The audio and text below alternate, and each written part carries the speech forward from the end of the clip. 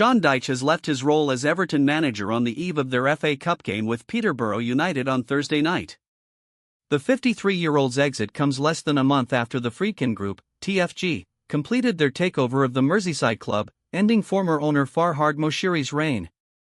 Dyche, who succeeded Frank Lampard in the Goodison Park dugout in January 2023, leaves 5 days after Saturday's 1-0 defeat to Bournemouth, where Everton failed to register a shot on target.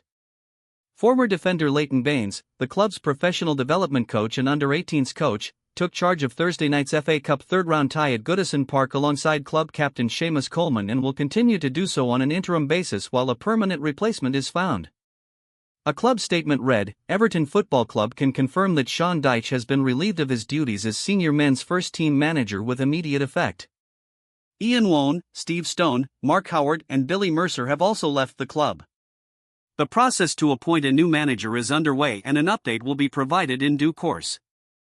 Speaking before the game with Peterborough on Thursday, Dyche, who would have been out of contract at the end of the season, admitted his position should be under review despite previously holding positive conversations with TFG. The defeat by Bournemouth extended Everton's winless run to 5 matches and meant they have failed to score in 8 of their last 10 league matches. Everton are 16th in the Premier League standings, with 17 points and 3 victories from their opening 19 matches of the season. Last campaign, Dyche kept Everton in the Premier League despite the club twice being deducted points for breaching the league's profitability and sustainability rules, PSR. The former Chesterfield and Millwall defender began his managerial career with Watford. He spent a season in charge at Vicarage Road before joining Burnley, where he spent the best part of a decade. Dyche led Burnley to the most successful period in its history, delivering 6 uninterrupted seasons of Premier League football before being dismissed in 2022. Speaking after Everton's 2-0 victory over Peterborough, Baines told BBC Radio 5 Live, "It's not been that difficult. This is what we do. Players play football, coaches coach, it was just a little bit different today, the circumstances in which it happened. It's never nice when a manager loses his job, but everyone had to get on with their job as well, there was a game of football on." He continued, "Not too sure about that, what happens next, right now. Things moved so quickly today, obviously haven't had time to think about what comes next just yet." Everton returned to Premier League action at home to Aston Villa on Wednesday, January 15th. A case of when, not if. Dyche's departure felt inevitable as soon as TFG arrived at Goodison, it was more a question of when, not if. With new owners in town and Dyche's deal up in the summer, a reset was always going to come.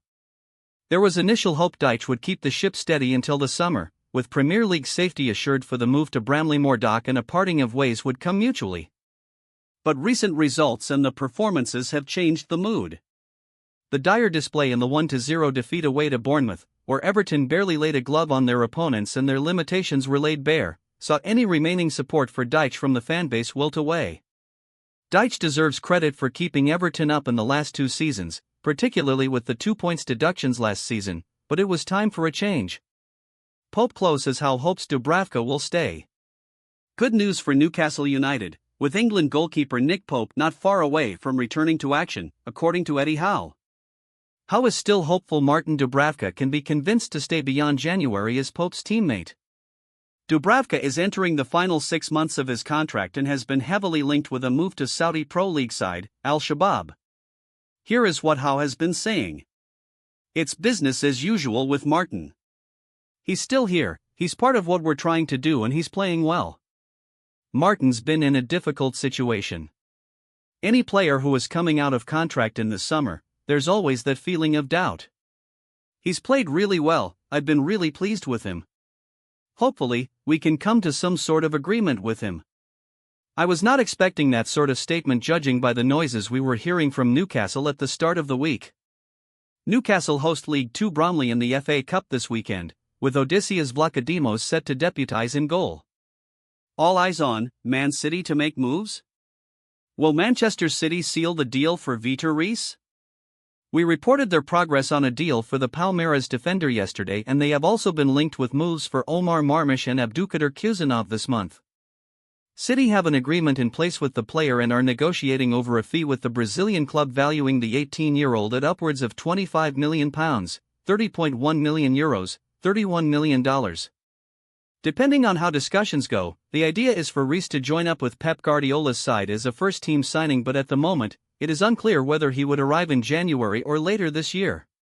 City, obviously, would like him to join as soon as possible.